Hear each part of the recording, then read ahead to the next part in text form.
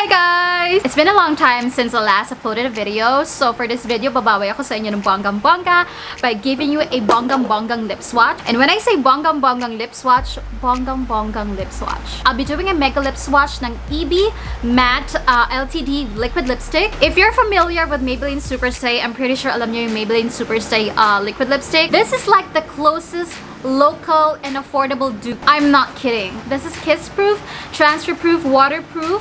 Basta antayin mo lang siyang mag-set on your lips. Palaban yung longevity niya. It will all depend kung gaano karami kakakain or kung ano yung kakainin mo for the day. Hindi siya like 100% similar sa Superstay, pero lalabanan niya yung Superstay. Ngayon pa lang sasabihin ko na yung pros nito. Ang dami magagandang shade, transfer-proof, kiss-proof, waterproof, super affordable, and just long-lasting. Ang cons lang niya is yung shade range niya hindi sing-wide ng Maybelline Superstay. And just like Maybelline Superstay, meron siyang tendency mag-cling sa mga dry patches nyo. So make sure na exfoliated at hydrated ka if you wanna use this. And matagal yung waiting time para mag-set siya on your lips. Parang yun lang naman na nakikita kong con. Pero other than that, I super love these LTD liquid lipsticks. And mamaya makikita nyo ano yung mga magagandang shades and ano yung mga shades na So yeah, without further hanash, let's start the lip swatch. First I'm going to swatch is called Skinny Dip. So this is Skinny Deep on my lips, and obviously it's the nude shade. Marami tong babagayang skin tone, pero meron din siyang mga skin tone na I don't think it's gonna work. Lalo na dun sa mga morena, lalo na sa mga medium skin tones, and probably dun sa mga deep skin tones and certain undertones. For my skin tone, hindi siya like super ganun kaswak, pero pwede na.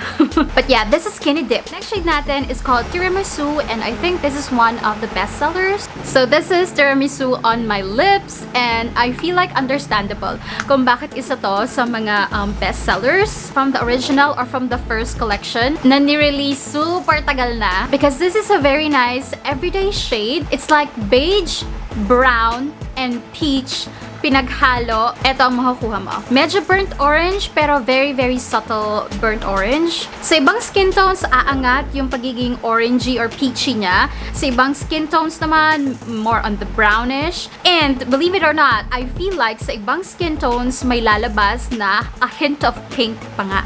From the original collection, mapunta tayo sa pinks. The first shade is called Pink Pearl. So this is Pink Pearl, and honestly, wala akong ibang madidescribe sa kanya kundi Barbie pink. Like the legit Barbie pink. The next shade that I have is called Soft Cinnamon. So this is Soft Cinnamon, and I don't know if you can see sa camera, pero it's a very, very deep pink na may hint of brown.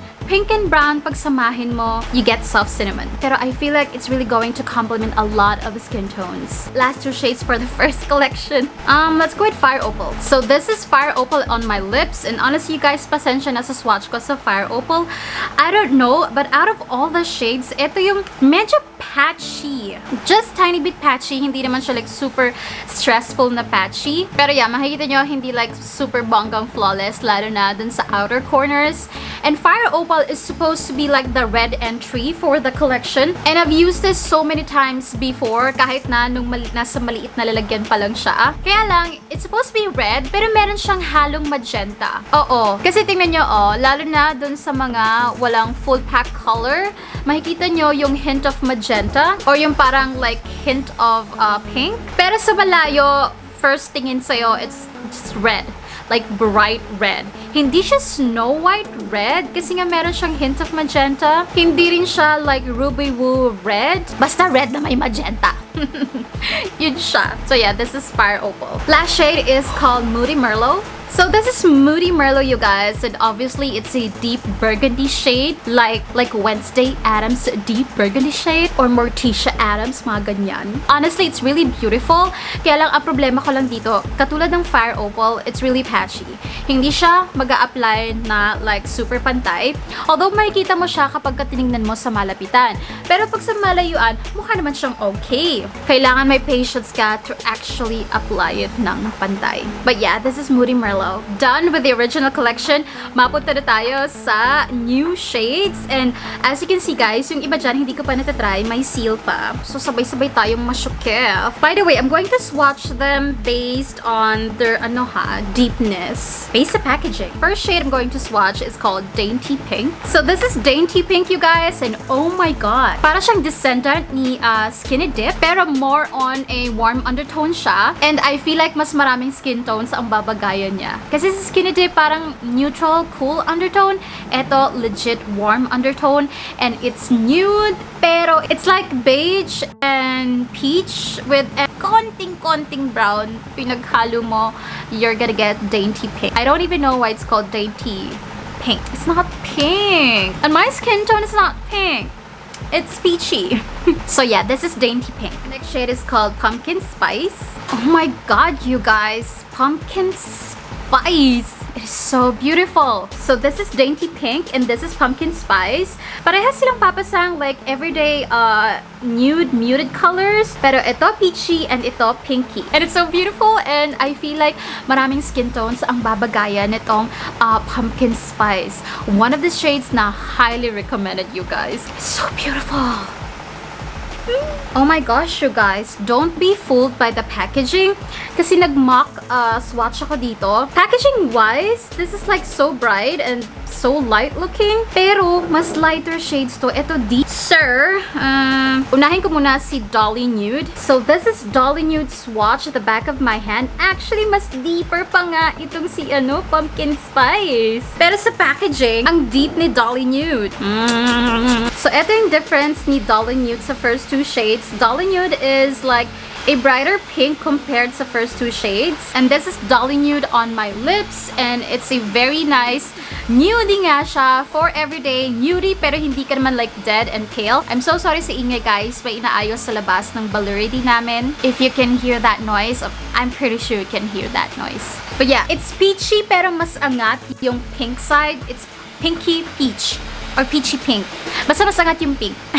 So yeah, this is Dolly Nude. My god, ever Bilena, please, paki-match yung shade sa packaging. Kasi kagaya ko na, kung rin nakikita ko sa packaging, yun yung pipiliin kong shade. Like, hindi ka naman mamememorize lahat ng shade. And ayoko naman like mag-mock swatch pa to make sure na ang makukuha kong shade is, the shade that I really like. Kahit hindi swak, pero the intensity or the deepness naman sana ng packaging is swak dun sa shade. Masama loob. Anyway, next shade is called Sweet Strawberry.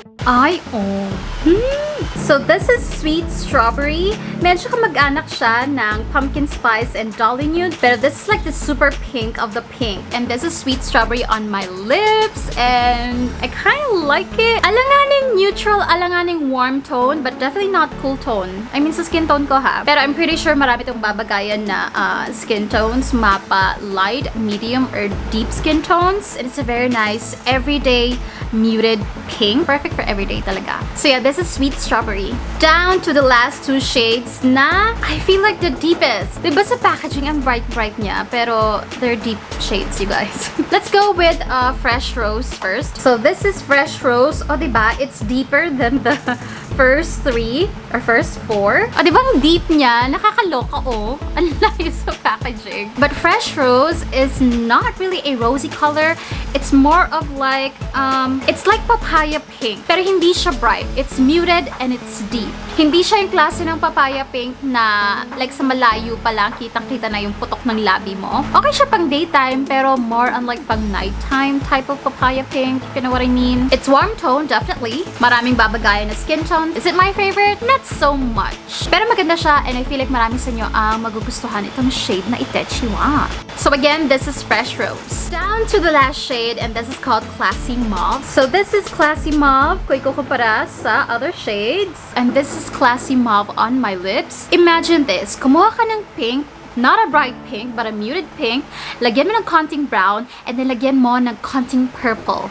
You get this shade. So, meron siyang konting ashy undertone. So, meron siguro mga skin tones na medyo hindi babagayan nitong lippy nito. Pero mas marami yung babagayan. Actually, sa malayuan, para nga siyang my lips but better type of color. And then, marirealize mo na lang, ay, may lipstick ka pala kapag ka, like, lumapit na.